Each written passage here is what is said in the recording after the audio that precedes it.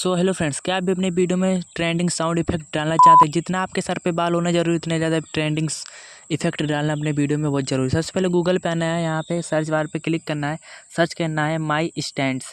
पहले वेबसाइट पे क्लिक कर देना है, रेड वाले पे देखिए क्लिक करने हैं। एक बार साउंड इफेक्ट सुनिए।